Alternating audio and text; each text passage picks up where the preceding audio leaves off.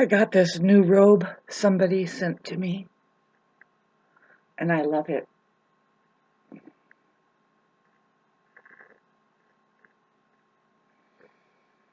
It's fuzzy, and it's really warm. See, I've never had a robe, so now I have a robe. And it's not just a bathrobe, it's like this thing must have costed a lot anyway.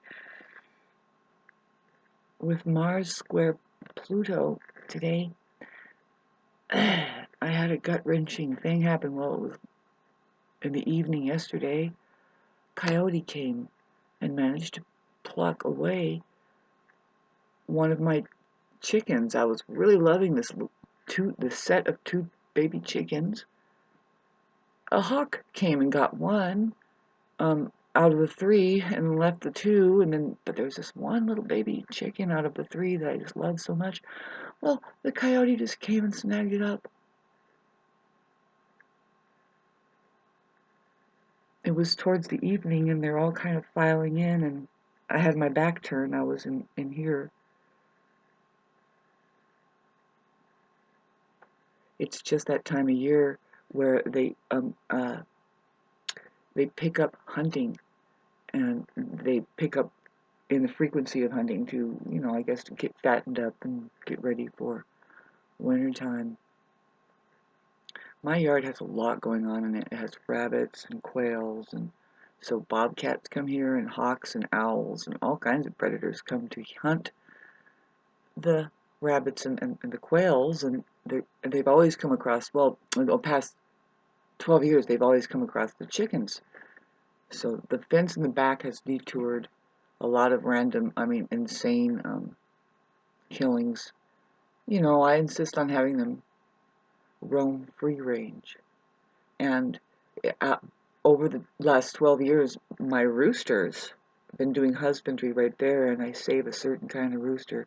Well, they have learned to not defend themselves. See, they do the same thing as a hen would do when they have a clutch, is they attack whatever it is that is attacking the clutch or their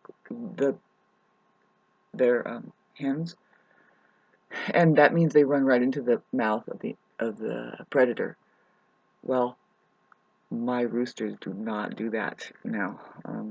They give a warning, a fair warning, and they book it back to safety, which is in the coop inside of get inside of a hole there. And see, by the time the ruckus happens, if it happens, I should be there.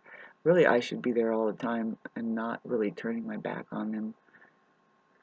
It's been really safe lately, since it's gotten a little safer as far as how the coyotes don't really take the same path as they always did, like over the last million years along the creek here.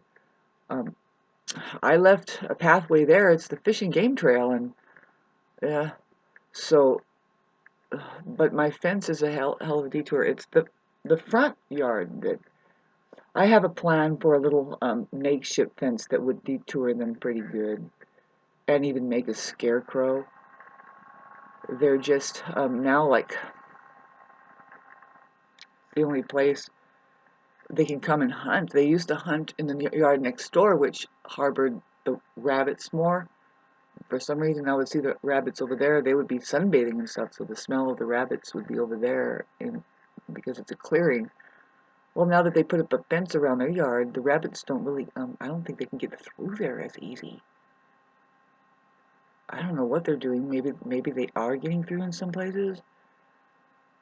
But that fencing, being their new, for a lot of animals, even if it's not new, the fencing acts, of course, as a cage, and if they come across it, one time a hawk was like stuck in the chain link fence over here. This is a few years back, and it was still alive. It was just like kind of stuck, and I went up and had the privilege of pulling it out, and so of course when I had it, I molested it. No, I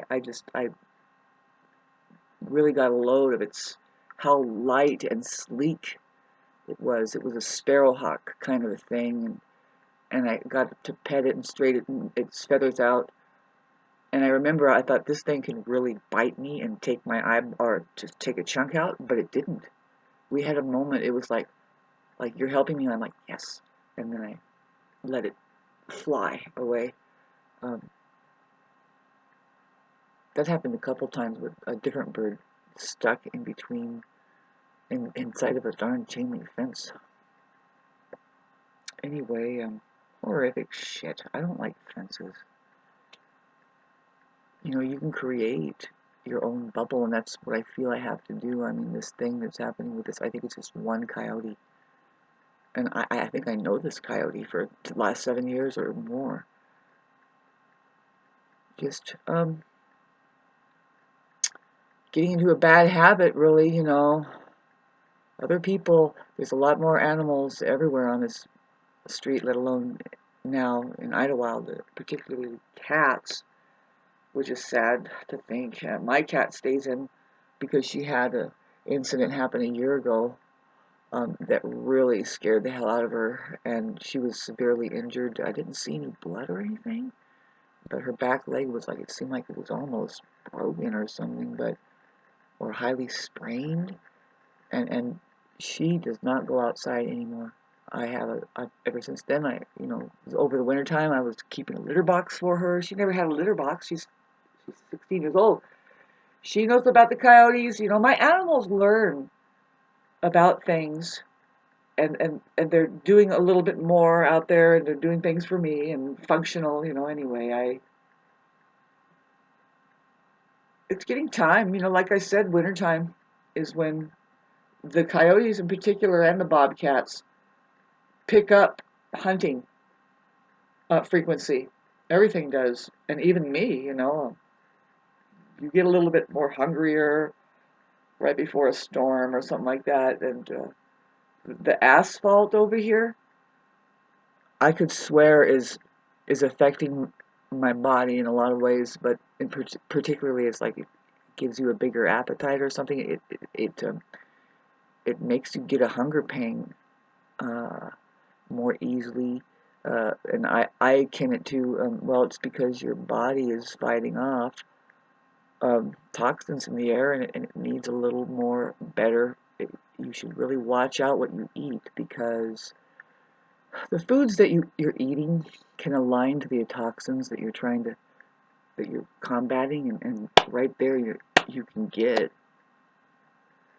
cancers and stuff. It's just a big be careful. That's why you don't want to have the toxins out there. It's bad enough that it's coming in through your foods and stuff, and you should be able to fast and detox. But if you're in a state of constant battling, let alone the babble, your body, the fasting is going to be like detriment, right?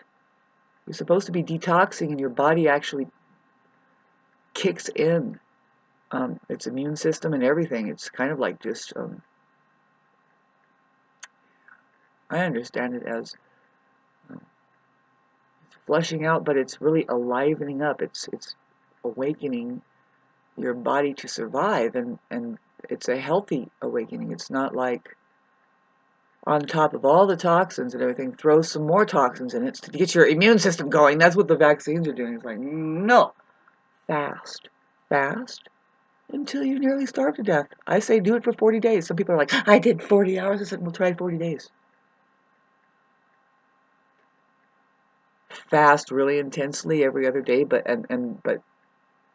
still be on a very small regimen and drink a lot of water and eat only fruity things, vegetably, but very, very careful of whether or not it's non-GMO or not. It has to be non-GMO, but bland, very little. I lean towards more saltier things. Salt is what we're made up of, and that's what preserves things. And if we're made up more of got the salts in us, then imagine, your electrical. I think they use salts to insulate electricity or whatever they do, crystals. We need that, not so much sugars. fruits will have like too much. You know, I do, kind of talking on and on here, but you know, you have to pay attention to your own body and find out what it's doing. So I kind of gravitated away from citrus and stuff, and even bananas, because it's got a lot of acid in it, and I think pretty much it kind of it could tear your teeth up too. You know, kind of weird thing to say, but all of this is going to tear you up. Life, only so much time here before it just shreds your ass, and so you know there's only so much time here to figure something out, and I think it's imperative to figure out that you are not your body. You're here kind of in a spacesuit, and you're here to figure out, Luke,